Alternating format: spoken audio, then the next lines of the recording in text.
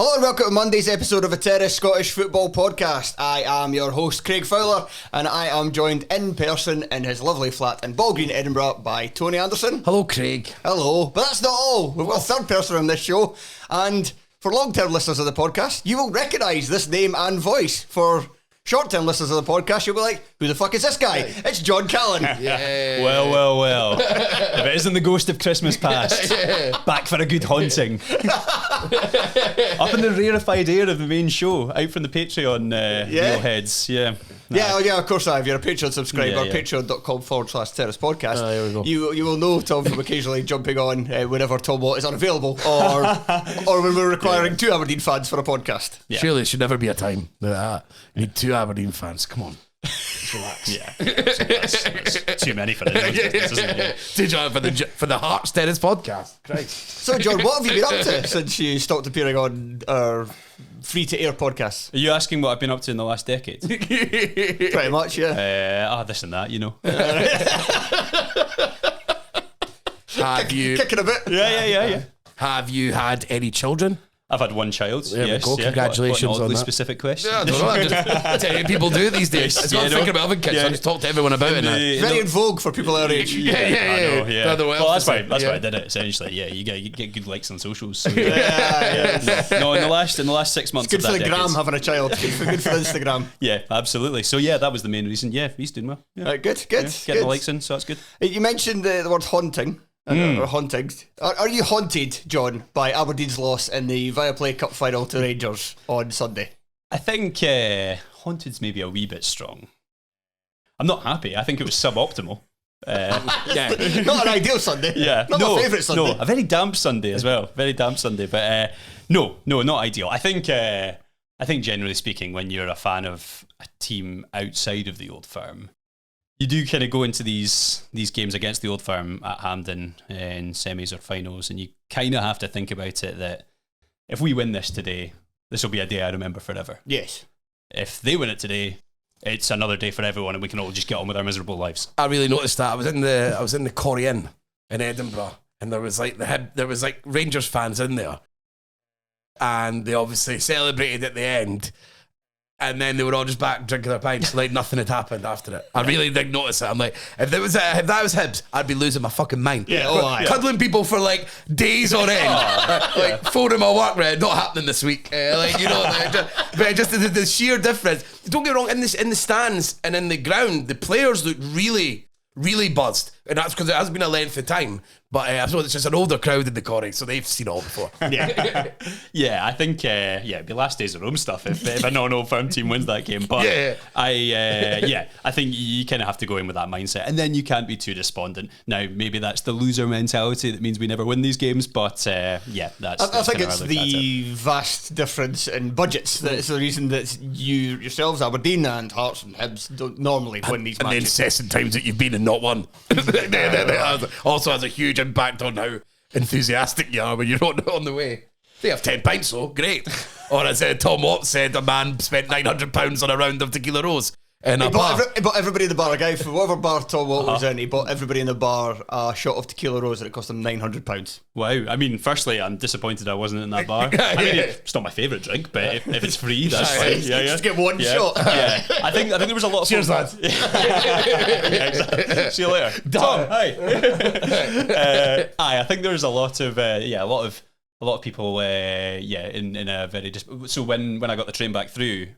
This is very interesting, but when I got the train back through to Edinburgh after the game, I think it must have been the last train at that point back to Aberdeen got cancelled straight away. So the train to Edinburgh was absolutely rammed with Dons fans, and the morale level was low. I think at that stage. Yeah, the guy. I got chatting to one of the guys there, and he some boy, and he said that because of the disruption on the way down, he ended up splitting a taxi from Dundee with his mate. Wow. Yeah. Bloody hell. Yeah, for the cost of £170. £170? You just can't fucking go anywhere in this country. Pretty much. Go anywhere. So I had a bad day. You had a worse day. You can't go anywhere if it gets too hot, if it's too cold, if it's too snowy, if it's too rainy, if it's too windy. Can't do anything. I don't want to get onto this because obviously it drives me absolutely bananas. Is it obvious I'm trying not to talk about the football? I'll go to Tony first then. You can maybe think of something that's not too bitter to say about the game. Sure. Tony, what did you make of the final?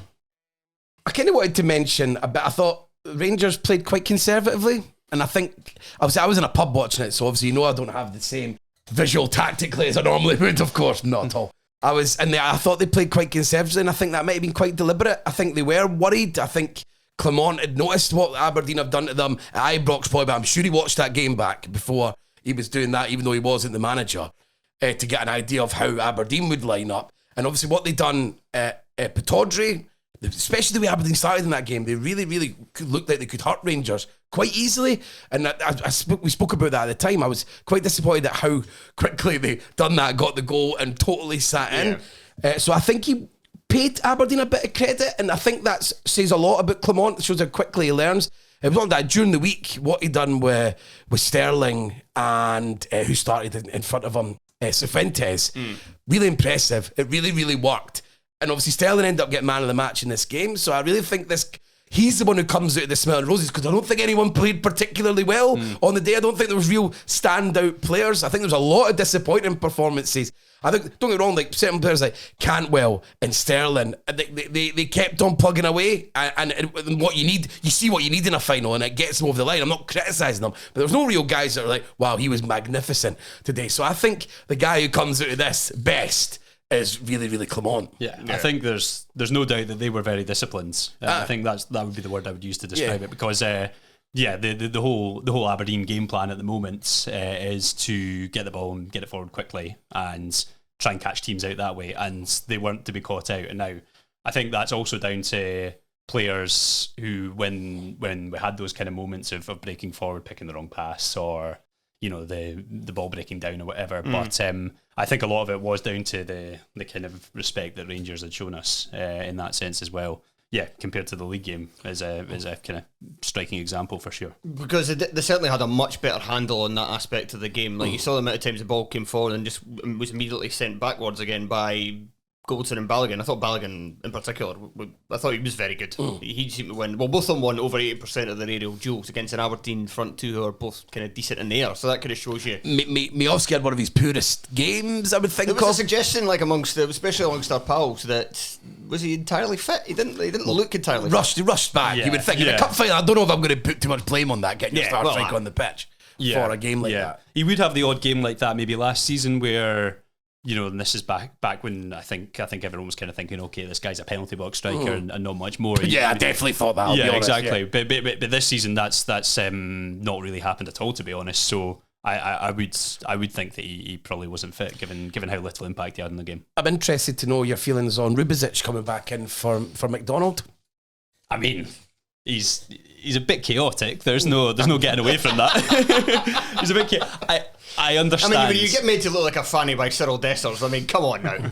I mean, the guy for best, he had him on his arse and tucked it away. It was like prime Fernando Torres. Yeah. There's always a few moments, but I totally understand why you have him in the team, because like as a raw central defender who can literally head away asteroids, then he's your guy. And there are going to be moments where you're going to be defending your penalty box when you're Rangers. So you probably think he'd be protected in that. So you thought it was more of him, and rather than maybe not just trusting Jack Milne in such a big game. Maybe he doesn't. He thought that Jack Milne wasn't quite ready for that kind of thing. But the way that he's started Jack Milne in recent weeks makes me think that he does rate him. Yeah, because he moved Devlin inside in recent weeks. I suppose as well, it's kind of thing like, as you said, like you're going to be sitting deeper. You're playing against Rangers, so kind of if it's like so. Because Milne playing on the right also meant it could be Nicky Devlin in the right centre back role, and then you've not got Rubizic playing. Yeah. But Devlin's he's one of the centre halves that's good at bringing a ball in. As we've said quite a lot, we want to see these three at the backs with defenders who can bring a ball in. We'll be talking about this on YouTube later. Yes, but when you're playing against Rangers in a cup final and you know you're going to have to defend your box a lot of the time, you probably want somebody Rubizic rather than Devlin, because Devlin's ability to take the ball out will be massively nullified. And Devlin had a decent game. Yeah, I would have been surprised if Devlin was one of the three. Like, Devlin's obviously been a standout performer for Aberdeen this season, so he's on the team sheet. And I don't think he'd put him in for the three, like when you're having to do so much defending as he would have been expecting for this. So yeah, I'm not surprised by that aspect of it. I thought maybe Angus McDonald had played himself into the conversation in the last few weeks as well with his performances in Europe, but the fact that he got 90 minutes during the week, maybe thinking You were that. thinking instantly that guy's not playing. Yeah, exactly. That's probably not going to happen, which is a bit of a shame because he's not done a huge amount wrong other than being injured at the start of the season, which obviously isn't his fault. So I get the argument for Rubezic, but he just also make you feel quite uneasy at times. Yeah, man. Yeah, we know that. I mean, what about the goal? I mean, I saw a few people online saying that Rubezic was possibly at fault. I thought it was maybe a bit. Bruce, if you're going to blame anyone, Bruce should be doing a lot better. Which is very Bruce had a decent game. Yeah. And when you see the goal from the initial kind of wide angle, it doesn't really look like much his fault at all. It just looks like a good strike, hits it on the ground, it's difficult for the goalie. When you see the angle behind the goals, it's like if he just lifts he just doesn't judge it very well, the bounce. If he lifts his hands, like even like half a foot higher, he's comfortably pushing that away. And he just doesn't quite judge it properly. Yeah, it's quite an unusual strike for it to. Yeah, and to be fair, that's down to Tavernier. He misjudges it. Yeah. I think there was a bit of a collective loss of concentration in that kind of minute or two since, because there was a handball shout for penalty. I think before that, I was obviously like about 400 yards away near the end of the ground. So whether it was a handball, is for the birds. Can't see the other end for the curvature of the earth. Yeah, exactly. I think there was a bit of a collective sort of loss of concentration for that minute or two, because it was pretty much the only kind of lapse I think that I'd agree with that. Yeah, that let Rangers in. There was a couple of other chances or half chances that they had, but that was pretty much the only moment where I think they were maybe just about half a yard behind it and obviously got punished. And for in the year of our Lord 2023, Borna Barisic is crossing it to James Tavernier. But this is what you say though. I said this afternoon, like Rangers fans are saying like, oh, we need to move on for these guys. It's not their fault, they're still some of your best players. Move on to who? You've not signed anyone to take their place. Dijon Stellings came in, they turned him into a centre midfielder straight away as well. and he's doing very well in there in these last couple of games. But yeah, Tavernier, man, what a career he's had at Rangers. I mean, brother, me and you have always been very pro Tavernier, and I know there's even when it wasn't cool. Definitely when it wasn't cool. But when he's playing in the first division, we had these first albums. But and I get it sometimes, and I get that you want to move on, and I know he has lapses in concentration, man. But people talk about mentality, and it's all quite wishy-washy when people use these phrases, but use certain words about certain players. But Tavernier's definitely got that. He's never ever looked bothered about when it goes shit for him, and the whole fucking club, fans have completely turned on him over periods of time, and he keeps on coming back, and he always does it, not just the most important, but some of the highest level they play at, like in the Europa League when he was like top goal scorer, and it wasn't all just penalties, he was turning up in the penalty boxes scoring goals like that one, and it's just, when it comes and they can't rely on anyone else, and they've spent shitloads of money on all these strikers who haven't really done it at all, it's still Tavernier coming out of the box and doing, like you're saying, an unusual shot, because the way he shoots is always different. There's no way of even the way he does penalties, it's never a guarantee what you're going to get for Tavernier. He doesn't have like a staple way of doing things, like with the way he shoots and his style. And he's just like, he's done incredible for them in their toughest period ever as a club. And to come through, and he's still doing it, and he's still scoring goals in cup finals. They've not won a lot of trophies, and he's still, so it's massive what he's done. And it doesn't get said enough. It really is mental how Tavernier's thought of. I know he's not perfect. It's other Rangers fans who are like, oh, he's not a Rangers captain because we've barely won any trophies under him. Again, it goes back to what I was saying. It's not his fault he's one of your better players. Exactly. If he had better players around him, he would be a captain who'd be winning a lot more trophies. Absolutely. And he wouldn't be the first one you'd be kicking out the door. Previous captains like John Gregg didn't win loads of trophies because he had to put the entire team on his back half the time. Talking, I don't like doing this bit, but McCausland didn't turn up whatsoever. No. Because he's a young player, I don't get feel unfair, but I think there was a lot more expected of him in the game. Yeah, just because he's been playing really well. Exactly, yeah. But it's a big occasion, and it's against a kind of strong defensive unit. Like Aberdeen have got their flaws, but you knew that it was going to be. You would have been. Well, would you be surprised? You'd never really be surprised if Rangers were 3-0 up in a cup final against a team like Celtic before half time. But I think at this one you would have been. You would have thought Aberdeen are going to make this a tight game, and this is going to go down probably to the second half, probably to the last whistle as it did.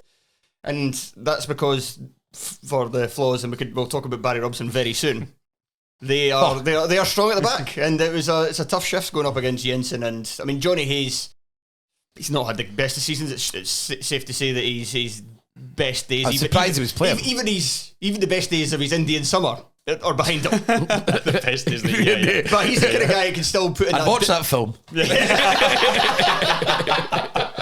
Right, let me just jot down the best days of Johnny Hayes' Indian summer. Yeah. You get the domain name sorted, and then we'll put the plot together. It'll be fine. It's his last days as he lives in the heart of Aberdeen. He's like he just lost his third wife. But he's the kind of guy who could just make things difficult for McCausland as well by just sticking to the role. Yeah. But, and talking about players that didn't really turn up, Graham Shinnie, since he's come back to Aberdeen, he looks like Graham Shinnie every 4 games, I think. Yeah. And Sunday needed to be one of those games, I think, for Aberdeen to have a really good chance. And he just looked like the new Graham Shinnie, which is old. Graham Shinnie looks quite old. Yeah. I mean, you say you were surprised that Hayes started. I think he was always going to put that experience on the pitch. Hayes and Shinnie, like there was no doubt about it. And I know that, like, Shinnie's consistency, I would say, is not what it used to be. That's essentially what you said in so many words there. Yes. He said it in 5. I said it in 45. But his legs were such an important part of his game. So when you start taking that away, I feel like you could use him better. I think Aberdeen could use him better. I mean, it's probably because he's captain and because he'd probably on a lot of money to bring him back.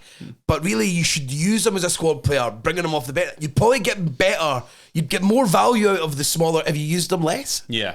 I think because he is such an important figure in that team, and a team that's like obviously been completely overhauled in each of the last 3 summers. To have people like Hayes and Shinnie who are in with the furniture at Pittodrie, I think actually does count for a fair bit. Get the club. Get the club, exactly. They know the place. They're good. They're good, honest lads. Aye. So they get the club. They know the place. Yeah. Somebody said it needs to know where the toilet is. Shinnie's just like, just in the hole, mate. And I helped them get 3 points in the weekend. Great, you're starting. Yeah. No, not his best game. Yeah, like by Rob's like that. That guy is good. Knew where toilet was. Not his best game. But I mean, it's quite a tough shift being a midfielder in this Aberdeen team. I would say full stop. Even if it is a guy like Shinnie, whose game was always based around here and around the park, because of the way that Aberdeen are playing with the ball at the moment. I think if you're a midfielder, and I think you don't want it. You're seeing with Leighton Clarkson. Well, they have it for such a short amount of time that it's difficult to get a foothold in the game, and certainly like the game plan isn't to control games in the way that previous managers have tried to do. So it's a bit of a tough gig for him at the moment, and and it's difficult as well because supporters are obviously aware that there's so much competition for the places in the centre of the park just now. I mean, Barron didn't get a single minute yesterday. So are you surprised at that? Do you think you would go for him at some point? Again, it's about what's his skill set. Do you need that in the last 20 minutes? What do you think? I see the check in on Barron, and then he's like being the best player in the park, and then like 2 weeks later he's not even get a game. It's like it seems to continually happen. I'm like, what's happening? Yeah, I can see why he would maybe be frustrated. I mean, he's obviously out of contract in the summer. So talk of him going to Rangers, actually. Yeah, I mean, Kelsa, please. These stories come back. Yeah, exactly. Which is what I meant by that. Not that it's like an inevitability that you will. I mean, I hope not. But he's an Aberdeen midfielder, so he's probably going to do it. Yeah, we have seen this movie twice. But it's I wasn't. Was it as good as Johnny Hayes Indian Summer? No, that's a movie. Barron. Yeah, I didn't expect him to start. I did expect him to come on and get a few minutes, I think. But especially if and perhaps if it had gone to extra time, that would have been the option. But it's I can see why he'd maybe be frustrated by the state of things at the moment. I know Duke's not been that good. All right. What's Sockler doing though? What's his gig? Just to like confuse defenders so that there's 2 Miovskis. Yeah. Because it's like I'm wondering because I see it because Duke came on. I thought he made a bit of an impact in terms of I don't think he was good, but he starts running at people. He uses pace. He got to He went down when he shouldn't have when he was going into the box. He won a free kick. Like, just stay up, man. You are going heading into the box free, and he goes down soft, and it is a free kick, but you could definitely stay on your feet. I suppose it's just this is what you do. He's running into the box, so you might get a penalty. But you need to wait another second till you get into there. But just you see like some of the things that he can do, and I'm always Sockler. He scored a good goal during the week. Don't get me wrong, and I just. like, there's not enough difference between the two strikers. I don't know, like, in terms of a partnership, it just feels that Sockler just is a bit meh. Yeah, I mean, there's definitely something about Sockler. It's unclear exactly what that is yet. And this is the first time the last month or so when he's had a decent run in the team. Yeah. And to be fair, in one of those games against Rangers at Pittodrie, he did the flick on for He did. So he also missed a sitter. True.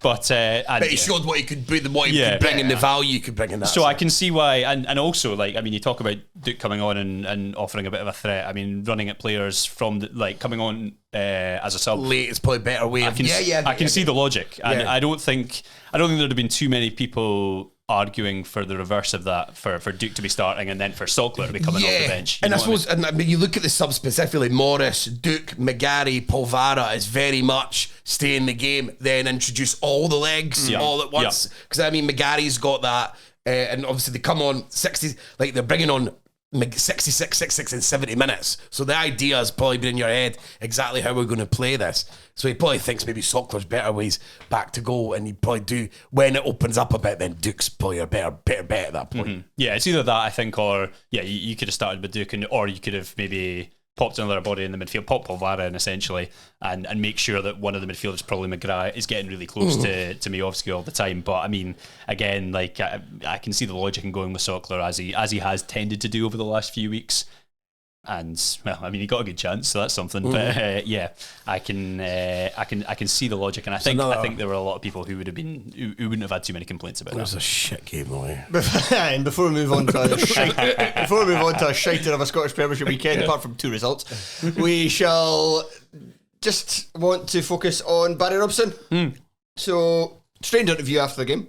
Where he talked like that. I think you'd put in the group chat where he talked like a lot of journalists down south do about pundits do about Man United.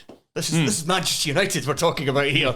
But he's like kept doing that. This is Rangers Football Club. We can't come down here. We can't. It was almost like he was preempting the criticism on afcchat.co.uk, like that he was just going to get too much stick for being too negative. But because this is the knock on him entirely, is that he's too negative. I don't think it's necessarily a bad thing in this game.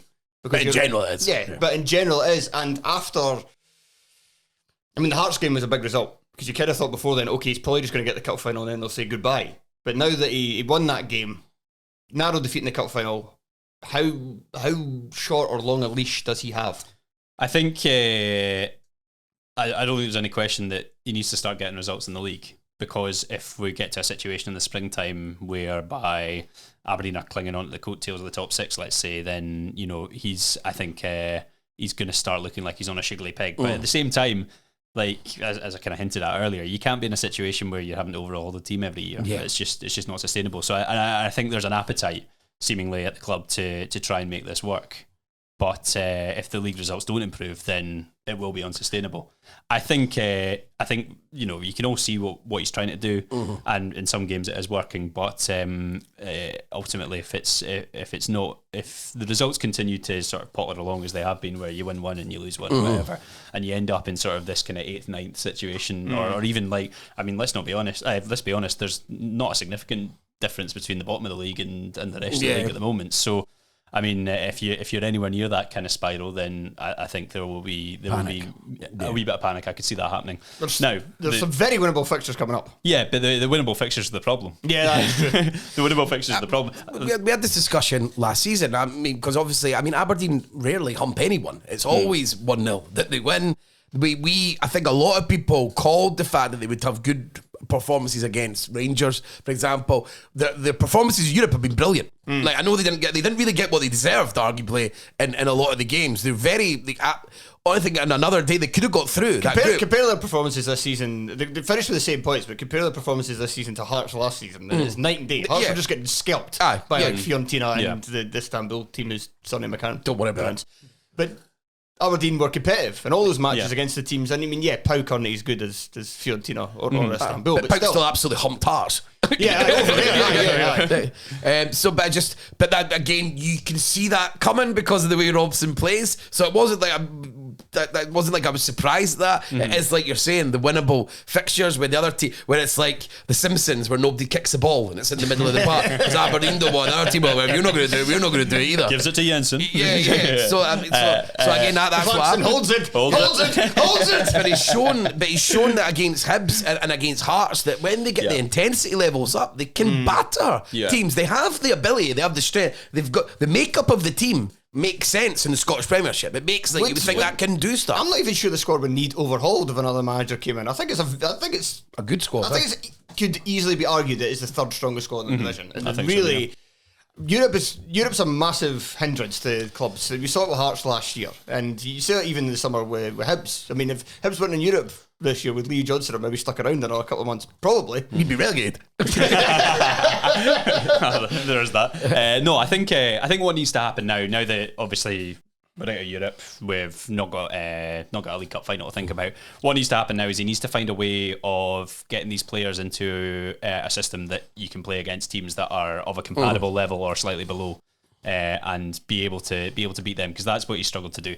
I was actually reasonably, I wouldn't say confident, but I was reasonably comfortable that we would play well yesterday. Yeah, I knew Aberdeen would be in the game. I knew they would never be getting it stretched. Whereas if it's Livingston at home on Wednesday, I mean, it stinks. I'm probably less confident. Bizarrely, because he's not found a formula to make decent players work together to break down teams, or to, when it's not just a situation of catching teams on the break. I think he needs to find a way of doing that. And I think there are ingredients there to do that. It's just a case of finding that formula. So I hope we see a wee bit of kind of evolution in his team over the next few weeks. I think that's what supporters will be looking for sure. And just, I mean, you're talking about how he was a bit awkward and uncomfortable in his interview. Have you ever seen anyone more uncomfortable in a suit in your entire life? There's not a man who wanted to be wearing one. He had the corsage he had on was the size of his head. It was absolutely massive. I think the corsage was a weird choice for the club. I think all in corsages, What's wrong with like a wee thistle, man? It looked like a bit of class. It looks nice. Yeah. The corsage is like, what, prom day? Yeah. But the League Cup final in the pissing rain in December?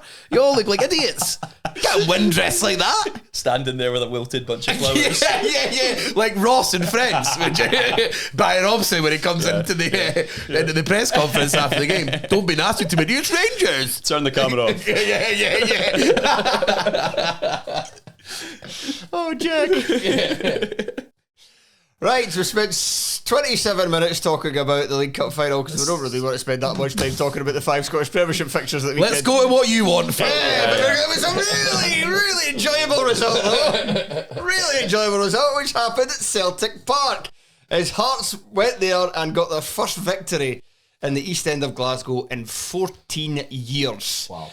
Goals from Lauren Shanklin and Stephen Kingsley in the first half hour, and Hearts held on pretty comfortably. We'll start with Hearts first of all.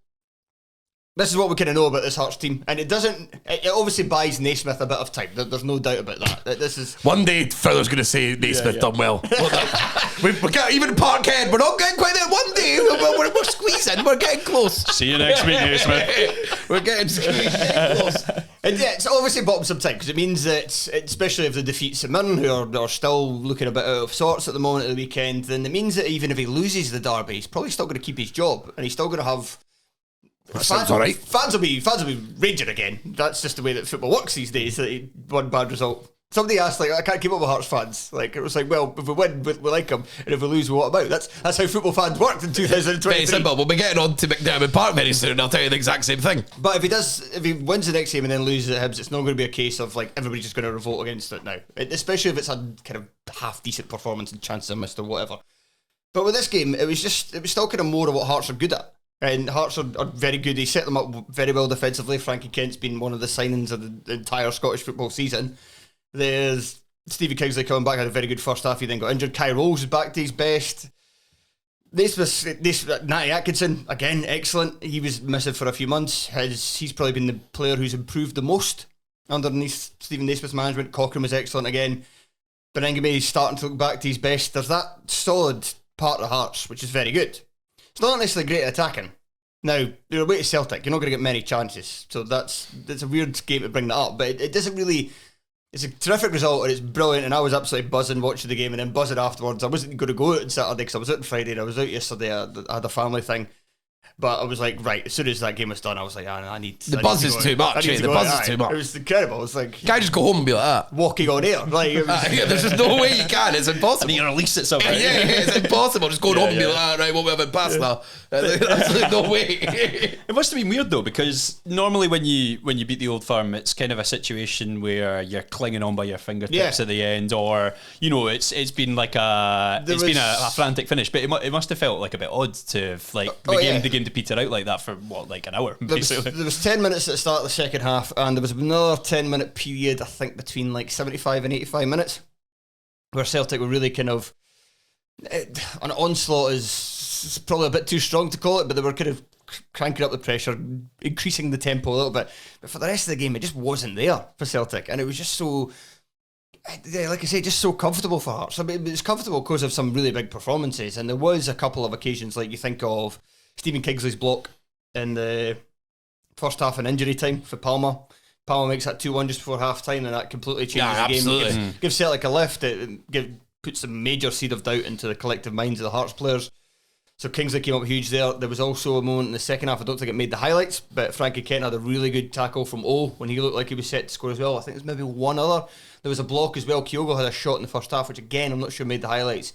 But that was blocked near the line as well. Can't remember exactly who did that. Kyogo's form's nothing to do with Brendan Rodgers, though. Absolutely nothing to do with him. He's very clear about that. So yeah, I don't want to just be like it was all about how bad Celtic were, because Hearts had several defensive players who were outstanding.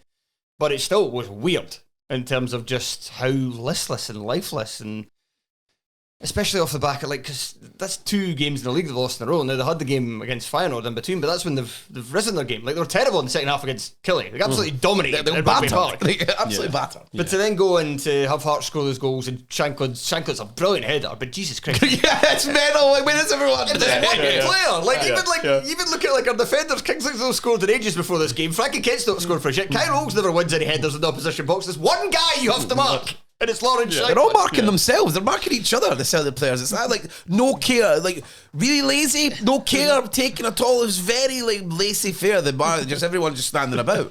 Literally scored a header from a corner the previous week. Is that So it's fresh in the mind, you'd say. And after he had a couple of games where he looked alright, because he does look alright a lot of the time, because he brings a lot of energy and a lot of kind of threatening running, but then as soon as he gets anywhere near the penalty area, he's useless. I think Mikey Johnson's Celtic career should now be fairly finished. I think Alex Cocker might have ended it.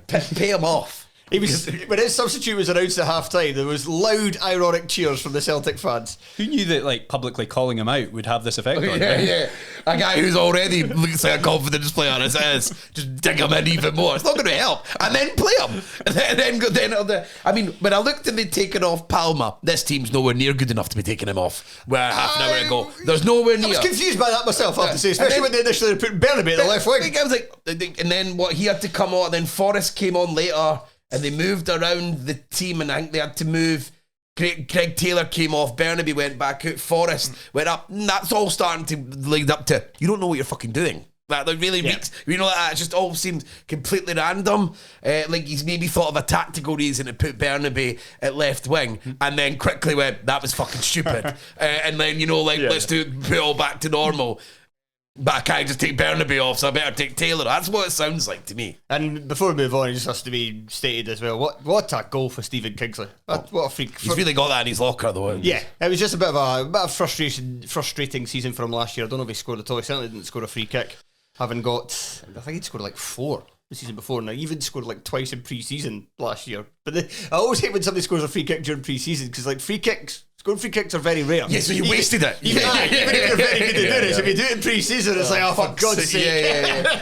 I'd be deliberately shanking him at the park in pre-season. I don't want to, it's juju, don't want to make it bad. But just quickly, just with Celtic, I don't want to take something away from Hearts. I mean, I do, but you know what I mean. I'm very clear. But with Celtic, this has been coming at Parkhead. I mean, we've and it's not. Hearts were able to do this because they obviously got a corner, a set piece with no marking, you get the goal, and then a free kick, right? So these aren't normal goals, let's say, if you like. And then but sitting in and not giving and taking chances out of Celtic, that's been proven quite regularly. I mean, St Johnstone done it when they were at their absolute pits, at the absolute worst. Hibs done it at Easter Road, right?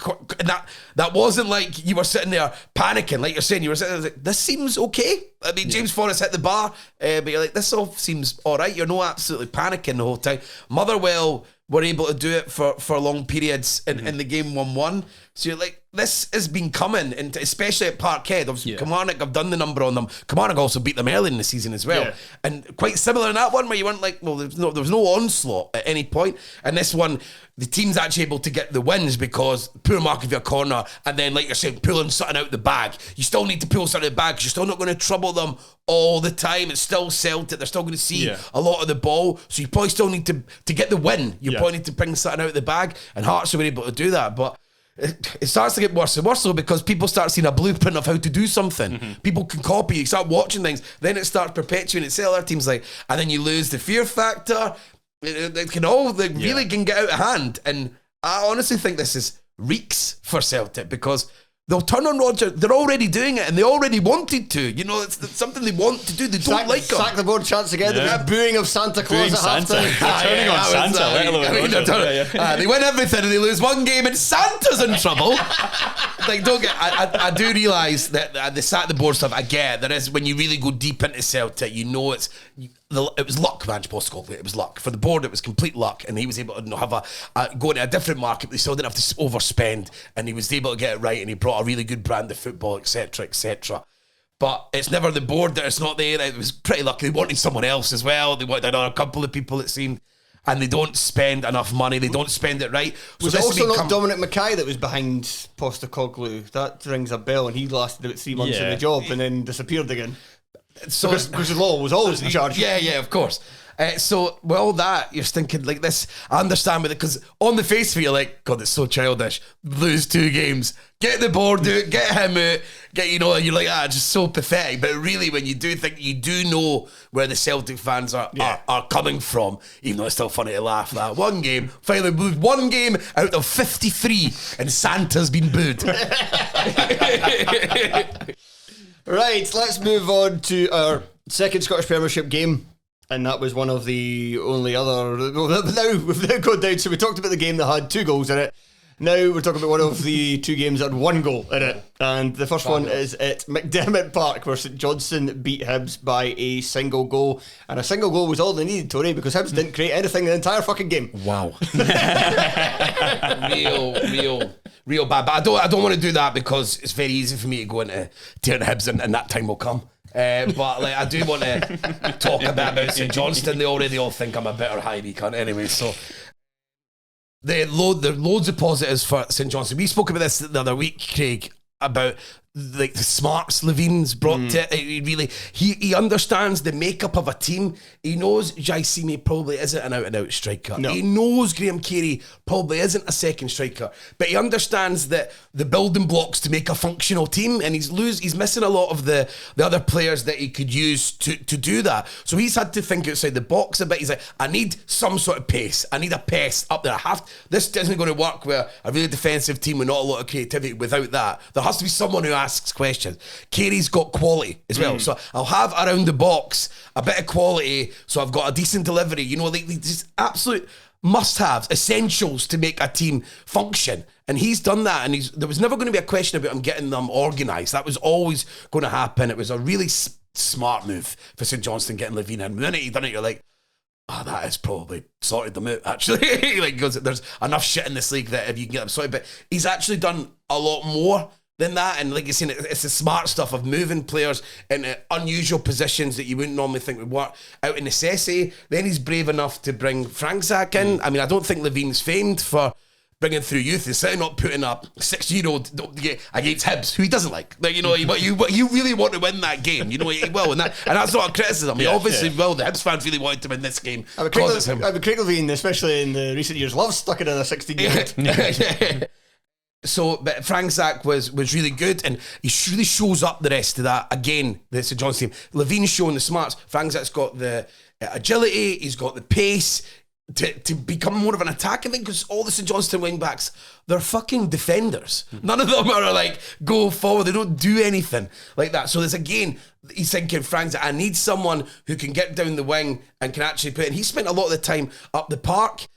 And I thought he was really, really comfy on the ball. He had a really good game. Matt Smith and Dan Phillips had a really good game. Phillips looks, he's looking like a very, very handy player for them now, isn't he? Phillips is good. I'd take him. One of the, you start looking at that team, you're like, I'd definitely take Phillips. He's smart, he's clever, he's really good on the ball. And I think he needs to be in a 3 because you need the legs around him. But I think that's why him and Smith work as a partnership, because Smith does have the legs. Yeah, and he was really good at that. They would be almost like a perfect Scottish Premiership partnership if either of them could score. Yeah, because they were good on the day. But to move sort of towards Hibs, it's like the worst team that they could play. Sort of like sets up like this. And the biggest worry for Hibs now is under Montgomery. You can see what he wants to do, incessantly doing it, but things aren't quick enough to do that. And then you're seeing at the start of his tenure, Hibs were having bucket loads of shots, and they're getting less and less and less every week. But he was actually picking up a few wins. The Aberdeen win had an element of luck about it. Livingston, I mean, he was still only had like 2 shots on target, but he willing to write that off because like it was a fucking minging day, a completely minging pitch. So I was like, I don't want to give too much criticism about that, and the team made that work. But this was abysmal. It was properly like watching a team at the end of days stuff. Like they would really like listless. No, like they were trying to do things that didn't work whatsoever. Eli Yuan had like a laughably bad game. Like we're talking the Sam Lammers of this world. His touch was just bouncing off him everywhere. And they done it with Tavares, who was nowhere near as bad as that. But what they done in Hibs is they were playing the wide players coming inside a lot. I mean, Yuan actually looked like he was playing centre midfield. He wasn't. He was coming in for the, but he did so much when he had the ball. He was playing centrally. And Tavares done the same. And this is the difference. When teams are coming up against Hibs, when we're playing Whittaker at right back, they're asking him questions constantly. And that's fair enough. He's a 16-year-old fullback. Yeah, but when Tavares coming in, he's not actually asking Frangzak. So Frangzak, in a defensive sense, is having a bit of an easier game. If you're nervous making your full debut against Hibs, and you're like, fucking Yuan Boyle. Not saying he's like that. I'm going to get asked a lot. I'll be strong. Then they were taking the players away from him, which I found bizarre. You'd be like, actually, that's a child. Let's get the ball. Ask him. That's a child. Yeah, get him. And then in the midfield, Levitt. Yeah, get to the goal. Get to the good. Yeah. Come on. That's all very nice. But yeah, Levitt looked like he was having a good game, but it was just because he was getting the ball constantly, and St Johnstone were really letting him have it, and he was getting it deep, and it looked like he was dictating the game, but Hibs weren't getting anywhere with it. And then really smart in the second half, they just done a 7 or 8 minute period, St Johnstone, where they upped their tempo, they upped the press. It was like Levine let them loose. For like, we're going to go for the Hibs' throat for 10, 50 minutes. They've not really looked like they can hurt us in the first half. He really figured it all out right. And then Phillips is suddenly much higher up on Levitt, who's not getting to see the ball. Smith as well, Carey, much higher up the pitch. And there was a period before the goal where you see basically the whole highlights of that game was a 5 minute period in the second half. I mean, you watched the first half, they showed you this little goal, and then it moved to the second half on Sports Scene. So they done that, and they pressed Hibs, and they made low chat, and Kukurevich could have scored when that was a sitter, really. He should have scored, and he's just shot a shot before that was really well saved. And then Levitt took it off the goalie, and don't know what's going on in his head.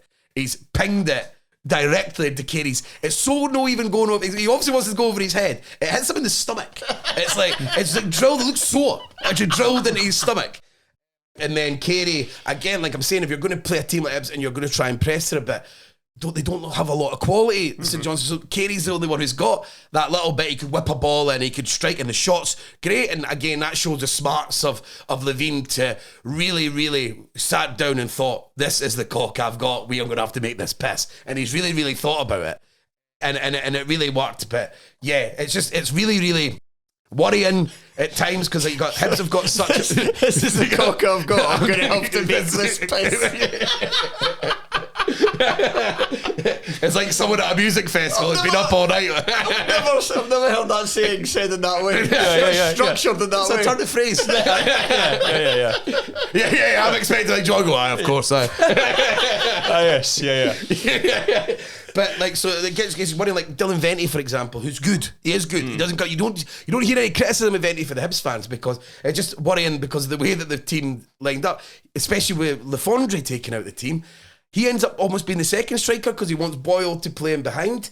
And you're like, so Vente, who you know is really good in front of goal, I mean, chances he's basically blocking a defensive midfielder. It's all more about his work rate. He's set up quite a few goals recently, but it's like we're just not using his powers whatsoever. And the same with Boyle, it's like, especially in a game like that, I'd be thinking, let's drop Boyle off because we're struggling to break in a team. Let's see him ball carry. Let's just get him chasing at people for 5 minutes to see how it is. And I think sometimes there's a real stubbornness about him when like that period in the 5 minutes against Johnson, let's start going long for 2 minutes. Let's just get out, we're under the cosh for a little while, let it calm down, then we go back to what we're doing. Yeah. That's not going against your principles. It's just managing the game in that period because they're obviously like, you've made a few mistakes already. Let's calm down, we're not in a good place at the moment. And I think he'll argue that he wants to make the principles stick. You need to do that over and over. It needs to be repetition, and I get that.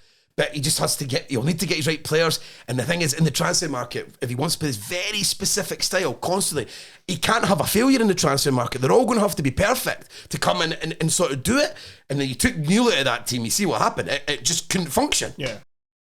Right, let's move on to our final game that had a goal, and it arrived in the 97th minute as Joe Shaughnessy bundled it in after Luke McCowan hit the post from a free kick as Dundee went up to the Highlands and defeated Ross County 1-0. Now, the big kind of headline for this one was Derek Adams' comments after the game. However, we're not going to talk about that on this show, firstly because we're already at 45 minutes and we are going to be doing that on our YouTube channel. So this is going to be an exclusive bit of content. It's only going to be on YouTube. So if you want to watch that, go to Terrace Podcast on youtube.com, obviously. You should have heard of it by now.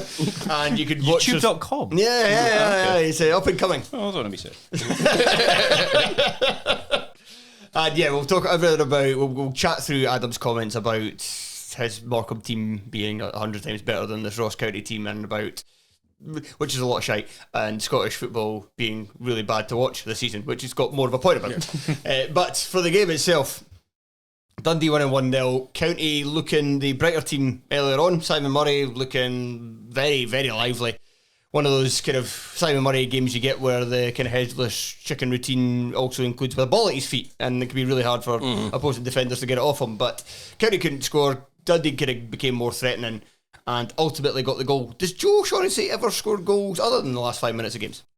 Oh, certainly a fucking Easter Road he does all the time. Was it right? It's always late when Easter Road. Yeah, it's always late Easter Road. He scored twice against Livingston earlier this season. That was late on as well. I'm trying to rack my brains thinking when he definitely did score for Aberdeen. I think I remember him. I can visualise him celebrating after scoring from a corner, but I don't know whether that's like AI generated in my head. But he's quite good in the box attackingly because he isn't one of those players who just.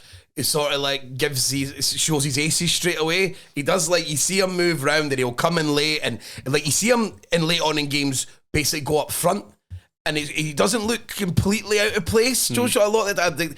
I'm using Easter Road, but I see him score like coming in late into the box and scoring diving headers from open play, and you're like, that's pretty. Even though it's a shambles, blah blah, it's still impressive. And that one, he's following that in. He's got no right to get it, but it's just you gamble and you just go in and you get it, and he gets his goal. Some of the interesting things for this one, I thought it was a bit of a... I think he maybe done it because he scored. I think he scored off the bench a couple of times in recent games. Zach Robinson, he started instead of Rudden, but something we've not said and which probably contributed to the football being absolutely dreadful this weekend is the conditions were rubbish up and down the country. It was very rainy, it was very windy as well, and you could particularly see that in the St Mirren game, which we'll get to soon enough, where the ball was like blown off the corner flag. And so you kind of think Rudden would maybe fit this game a bit more, like somebody to harry defenders or to just run around, and Robinson's not quite that type of player. He's more kind of back to goal, kind of awkward with the ball, but he's kind of got a bit more ability about him. But Robinson wasn't any good, and they could have just done with just playing Rudden instead. So that was the only interesting thing for me when it came to Dundee's. The one for County was... Derek Adams just continuing the Malky Mackay thing, taking off Jan Danda, took a ball and brought on Max Sheaf. What are you doing? Who are you?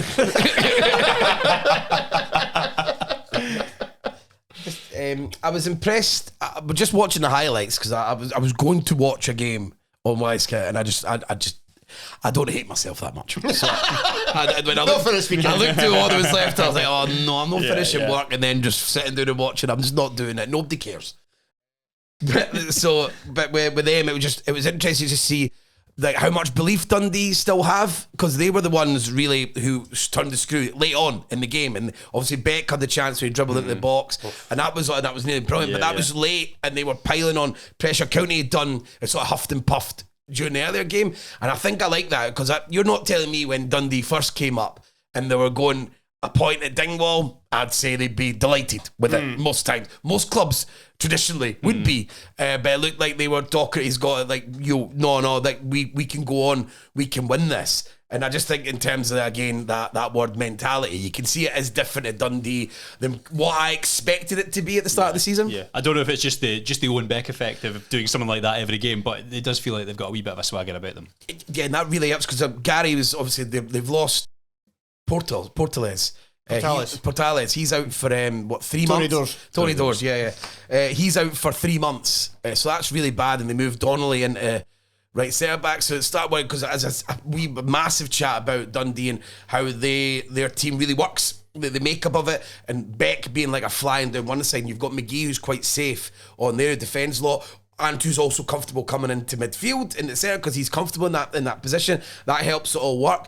So they might have to do a bit of the grind now. You think that he's a really, as a defender, really important part of how the makeup of their team, because he's really good on the ball, and the replacements aren't going to be like that. But their goal coming into the season was just to stay up, and they're 10 points ahead of Livingston now, and they're only 5 ahead of Motherwell, who are currently 11th. They've got 2 games in hand over Motherwell, so it's kind of, you're already starting to think of Dundee going, is your aspirations now more than that? Should be. I mean, they won't say it, but behind closed doors, they'll be talking about the top 6. Definitely. And there's no reason why not. They've got more of an identity than 99% of the teams in that league. They do. They know what they want to do. They know what they want to be, whereas no one else does. It's all just fucking throwing darts at a board every week for everyone else. Right, let's move on to... When you always finish on a 0-0 game, we've got 2 this week. Nah. Any preference? St Mirren first or Livingston first? St Mirren. It didn't look that bad a game, like when you're watching the highlights. The 2 of them were really, really wanting to win.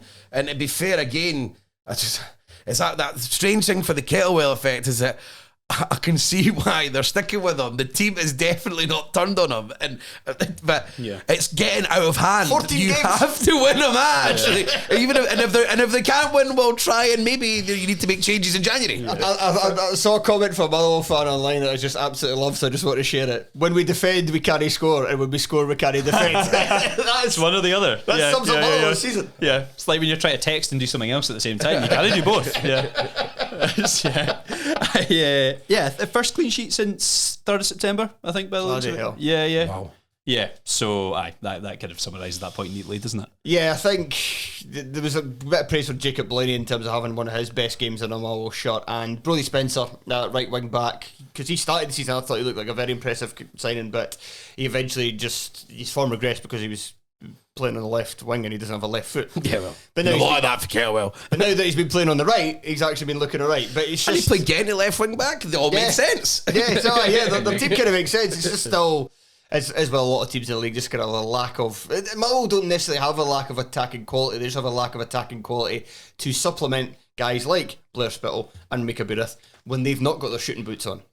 And then, but you can see again we said it was like almost a criticism of Kettlewell that took this long for guys like Gent, Spence being the right bit, and then Drakovsky's coming to the team, and like you're saying, the first clean sheet in 3 months, and they play like they're probably their only sort of registered defensive midfielder. Again, why is it taking this long for us to get to this point? But when you're doing it now and making sense, the results are turning very slowly, but they are still turning. But when you look at that lineup that they have there, that should do fine. It should do fine. When it all adds up and makes sense, that team, it should be absolutely fine. But St Mirren, they'll be just can't get themselves going again. I know, it's mental though that it feels like they've won one game in about 50, and yet they are fourth only by goal difference. Yeah, three goals fewer than Hearts. We're all in the same plague pit together. That's basically it, isn't it? Yeah, it's quite a indictment. I think the thing to focus on for Simon for this one, and it's because he missed the penalty, but it's just in general, Mark O'Hara's been bad for the last 5 or 6 weeks. Since he came back for injury, he's not looked the same. It's now just a case of him taking him a wee bit of time to get up to speed, but Or do you think he's everyone not was- having an impact on games. Or do you think everyone was getting a bit carried away last season? Well, there's also definitely that, but he was definitely He was good. like He was that. good. And I think he is good. But last season it was getting so out of hand. People telling he's playing for Scotland. What? That was a penalty as well. It was very much a player not in form. He did not look confident at all in that run up. His body language just going up to take it suggested somebody that didn't fancy himself to score. Surely you hand the penalty over. But you're still going to. No footballer's going to do that. It's just a bit of it. That's the kind of thing as well. Is like if I score this, that's going to get me going. Absolutely. But there's also like no one's secure enough as a footballer to admit that. Exactly. You'd think that shows weakness, but actually it shows strength. If anything, I'm not in the right place. But I'd be like, oh, he's shat it. Actually, you know that we don't think of things in a deeper meaning. It is that guy's papped it. I love that there was a sports feed highlight that was showing the giving of an indirect free kick. And I was Fantastic. like, oh, this is fun, an indirect free kick. You don't see that very often. And then it just cuts away immediately to the next clip. We still don't see them very often. Yeah. It must have been rotten. Yeah. I mean, to be fair, who's practicing them? Like, they never happen. We need more rules, or at least rules to be enforced. Please, more. less rules. Please. No. I mean, Stop changing the rules and stop bringing more rules. We need more rules to be enforced, so it's a punishment as an indirect free kick. So take away some of the penalty stuff. Yeah, absolutely. Like I think any handball in the box isn't like the players definitely tried to save that on purpose. Indirect free kick. Aye, we're all agreed that penalty is too harsh a punishment for a lot of the stuff that gets given for it. And indirect free kicks are fun. Yeah, the solution's there. Yeah, just Make football fun again. absolutely. Please, and not sin bins. Oh, that's what's right when they're saying, right, what's the next big thing? And you're thinking, look, surely be something good. Oh, for fuck's sake. That's not going to why. It just doesn't work in a game like this. It just add more confusion. The refs are fucking struggling as it. There's too much to do. Add another layer. Should that be a red card? Everyone will be in the fucking sin bin. They'll never red card anyone.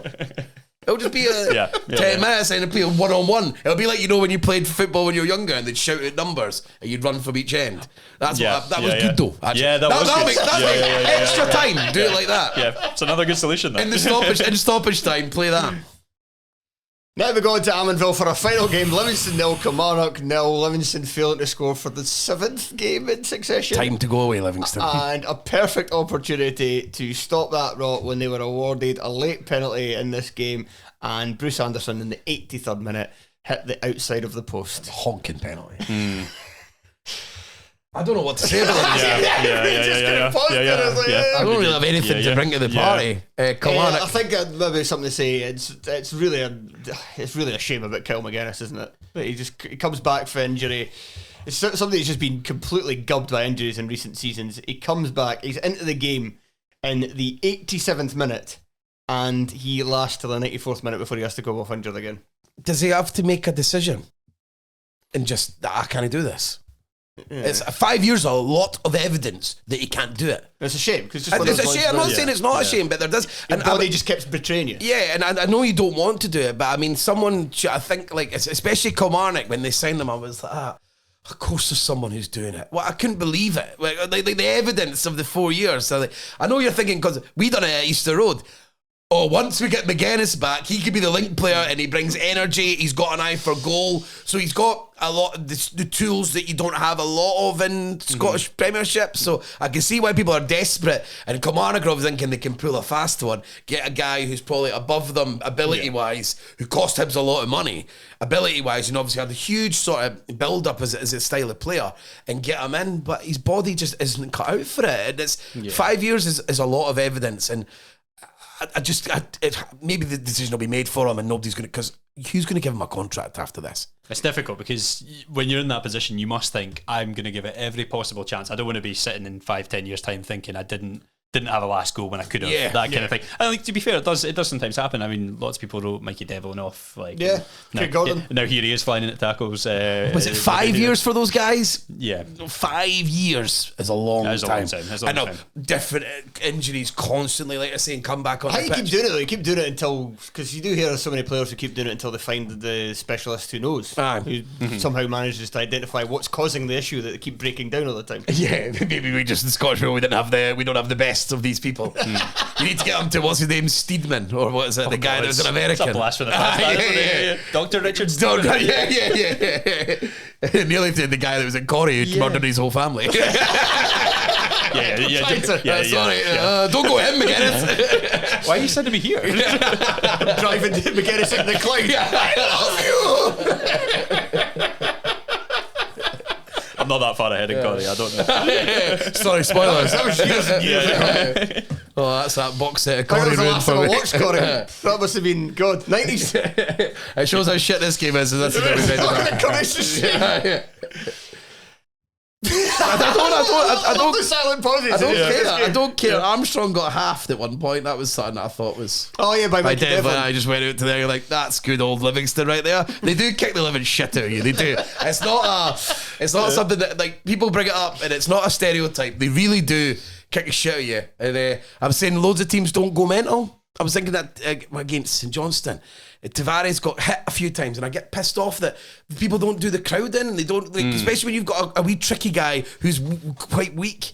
You go and defend him, make a scene about everything, and I've not seen a lot of that this season. Not been a lot of scene making about like bad fouls and players are getting. They go and fucking make a scene.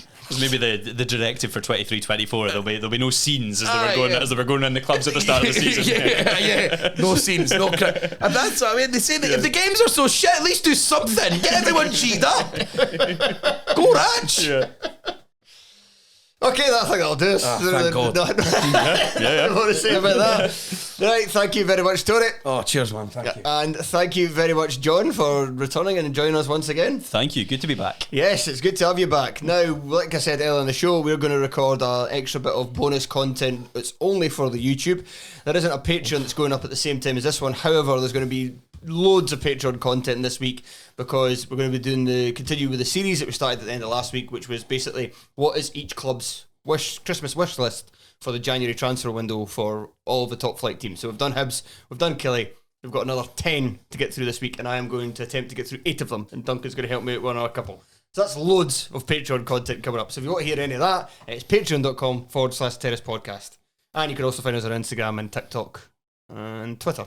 Terrace Podcast. I don't do TikTok. You started putting videos on TikTok. Yeah. And all that. The last Telephone Show one done really well, but like most of them are just like, because we're starting out, so we've still got like barely any followers. Yeah. But the last one, like Telford and Sean one I put up was like 15,000 views, so that was good. Wow, and maybe it just ain't been good. They are among our brighter talents. Yeah. I got a note for somebody the other day. It was through a mate. More Sean. It was like, we need more Sean and Telford pods. More Sean and Telford pods while the TV show is on. It's like, does anybody not understand this? When Sean and Telford are both available, they are on every week. Yeah. I mean, you're down your second choice Aberdeen fan here, so I mean, that tells you all you need to know. That's not true, John. You left us. But yes, if you'd like to join us for the YouTube, head over to that, and you can also watch this full show back as well if you are that way inclined. Right. See you later. Bye.